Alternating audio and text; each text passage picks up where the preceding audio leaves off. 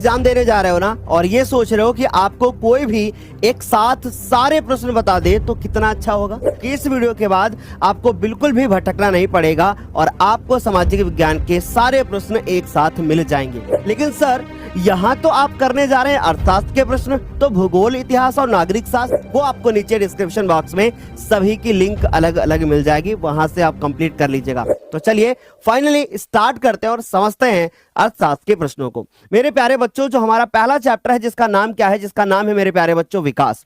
और इस चैप्टर से यदि हम लोग बात करें तो पहला प्रश्न बनता है कि मानव विकास सूचकांक क्या है, और HDI भी इसे कहते हैं। ये प्रश्न बोर्ड के एग्जाम में बनता है और मानव विकास के घटकों का वर्णन करना है। उसके बाद बात करें राष्ट्रीय आय और प्रति व्यक्ति आय में अंतर बता दीजिए। वैसे मैंने अपनी मैराथन में इन सारे प्रश्नों को ऑलरेडी करा रखा है। उसके बाद बात करें तो विभिन्न देशों की तुलना करने के लिए इनमें से बेहतर कौन है, तो सारे बच्चे जानते हैं कि प्रति व्यक्ति आय ज्यादा बेहतर होती है। उसके बाद बात करें तो विकास की अवधारणा क्या है, सामान्यतः इसमें किन किन घटकों को सम्मिलित किया जाता है। ये तीसरा प्रश्न हमारे लिए काफी ज्यादा इंपॉर्टेंट है और ये पहला वाला तो आप मोस्ट इंपॉर्टेंट लिख ही लीजिए। आगे बात करते हैं, हमारे पास चौथा प्रश्न है कि भारतीय अर्थव्यवस्था के विकास में उद्योगों के किन 3 योगदानों की विवेचना आपको करके बतानी है, किन्हीं 3 योगदानों की विवेचना करके आपको बतानी है। पांचवा बनता है सवाल कि राष्ट्रीय आय में वृद्धि है तो कोई आपको 3 उपाय बताने हैं।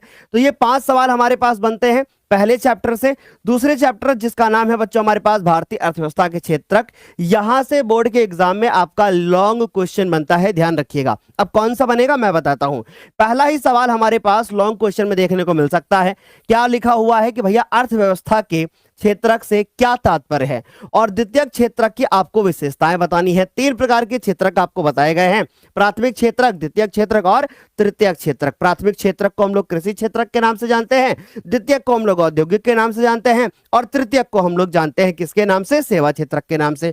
तो बच्चों आपको आगे बढ़ना है और दूसरे सवाल पे आते हैं। कह रहे हैं कि तृतीयक क्षेत्रक क्या है। इस चैप्टर में केवल आप तीनों क्षेत्रक पढ़ लेना डिटेल में, समझ लो, एक क्वेश्चन डन हो जाएगा आपका।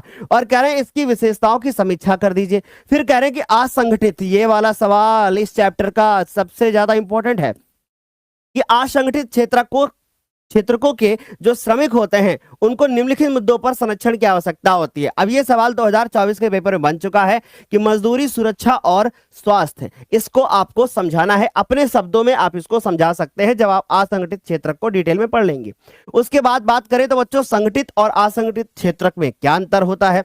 महात्मा गांधी राष्ट्रीय ग्रामीण रोजगार गारंटी अधिनियम 2005 जो मनरेगा है, ये आप तैयार करके जाना। इसके ऊपर आपको एक शॉर्ट क्वेश्चन देखने को मिल सकता है, यानी आपके 4 नंबर पक्के हो सकते हैं। तो हमारे इस चैप्टर में टोटल बन रहे हैं भैया 6 सवाल। आर्थिक क्रियाओं से क्या अभिप्राय है और प्रमुख आर्थिक क्रियाओं का वर्णन कर दीजिए। तो ये 6 सवाल इस चैप्टर में तैयार कर लेना। तीसरा चैप्टर बनता है हमारे पास मुद्रा और शाख। अब इस चैप्टर में आपको सबसे ज्यादा अगर कोई इंपॉर्टेंट सवाल मिलेगा तो वो ये औपचारिक और अनौपचारिक ऋणों में आपको अंतर बताना है। और कितने अंतर बताना है? 2 अंतर बताना है। ये उसी की बात हो रही है कि आप बैंक से ऋण लेंगे या मित्र से लेंगे, उनको 2 श्रेणी में बांटा गया है। आगे बात करते हैं वस्तु विनिमय प्रणाली को गुण और उसके बाद समस्या के साथ समझाना है आपको कि वस्तु विनिमय प्रणाली का मतलब जब आप लोग वस्तुएं बदलते थे और वस्तु विनिमय प्रणाली हटी और फिर उसके बाद पैसा आ गया, यानी कि रुपया उसके बाद आ गया और लोग रुपया से क्या करने लगे, लेन देन करने लगे। आगे बात करते हैं कि मुद्रा के आधुनिक रूप कौन से होते हैं। इस चैप्टर का इंपॉर्टेंट सवाल ये वाला सबसे ज्यादा बनता है। बच्चों याद रखना, मैं हर चैप्टर से सिर्फ 4-5 सवाल ही दे रहा हूं, लेकिन जो मैं ये इंपॉर्टेंट बोल दे रहा हूं इसका ये मतलब होता है बच्चों, बहुत ध्यान से सुनना, कि अगर आपका कल पेपर है ना तो सिर्फ आप ये पढ़ के जाओ, नहीं तो अगर आपके पास टाइम है तो प्लीज ये सारे पढ़ करके जाना। समझ लीजिए कि पूरे जितनी सोशल साइंस है, जितने हमने आपको इंपॉर्टेंट सवाल बताए हैं, इसके बाहर नहीं मिलने वाले हैं। ठीक है, आगे बात करते हैं कि मुद्रा के आधुनिक रूप 5। उसके बाद 3 सवाल हमारे इस चैप्टर से ही आपको तैयार करने हैं। चौथा जो चैप्टर है वो है वैश्वीकरण और भारतीय अर्थव्यवस्था। आपको यहां से एक लॉन्ग क्वेश्चन मिल सकता है कि भैया वैश्वीकरण क्या है। ठीक है, ग्लोबलाइजेशन के बारे में पढ़ना है, अपने शब्दों में लिखने को बताना है। फिर कह रहा है कि भारतीय अर्थव्यवस्था में वैश्वीकरण के महत्व की विवेचना कर दो आप। यानी इस चैप्टर में अगर वैश्वीकरण को डिटेल में पढ़ लिया तो काम समझ लो हो गया।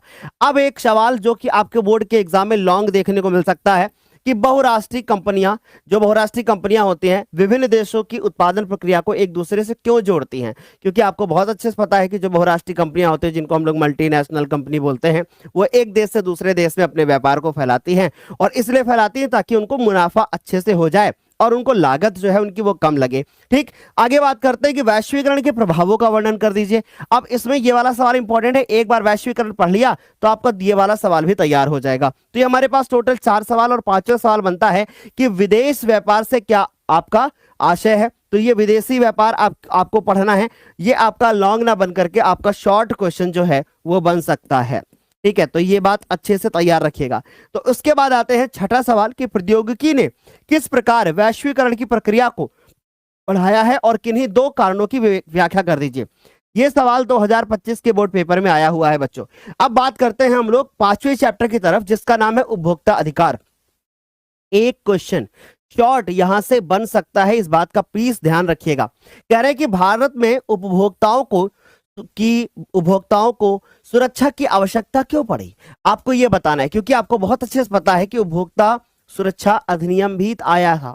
कब आया था आप लोग कमेंट सेक्शन में बताना, और आप ये बताना कि उपभोक्ता अधिकार दिवस कब मनाया जाता है। ये भी क्वेश्चन बनता है बोर्ड के एग्जाम में। तो ऐसे छोटे छोटे सवाल जब आपको अच्छे से तैयार हो जाते हैं तो फिर बड़े क्वेश्चन बड़ी आसानी से अच्छे से क्लियर हो जाते हैं और पढ़ने में मन भी लगता है। तो एक उपभोक्ता वाला सवाल आपको देखने को मिलेगा। फिर उसके बाद है कि उपभोक्ता सुरक्षा अधिनियम, जिसके बारे में मैं बात कर रहा था, 1986 के निर्माण की जरूरत क्यों पड़ गई। लो भैया ये भी बता दिया, ये सवाल का जवाब भी मिल गया अभी जो मैंने पूछा। उपभोक्ता के कुछ अधिकारों को बताइए और प्रत्येक अधिकार पर कुछ पंक्तियां भी लिख करके बताइए। चौथा सवाल बनता है कि उपभोक्ता का शोषण किस प्रकार किया जाता है। यह सवाल आपका 2025 के बोर्ड के एग्जाम में बन चुका है, इस बात को ध्यान रखिएगा। अब हमारे पास इस चैप्टर से भी 4 सवाल होते हैं। आपसे मैं ये उम्मीद करूंगा कि आपको जितने सवाल मैंने बताए हैं बहुत ध्यान से हमारी बात को प्लीज सुनिएगा।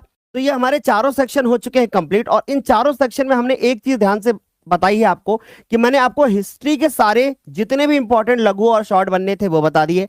मैंने आपको सिविक्स के सारे जितने भी लॉन्ग और शॉर्ट बनने थे वो बता दिए। मैंने आपको जियोग्राफी के जितने बनने थे वो बता दिए, और मैंने आपको इकोनॉमिक्स के जितने भी सवाल बनने वाले थे वो सारे के सारे हमने आपको पूरे कंप्लीट बता दिए।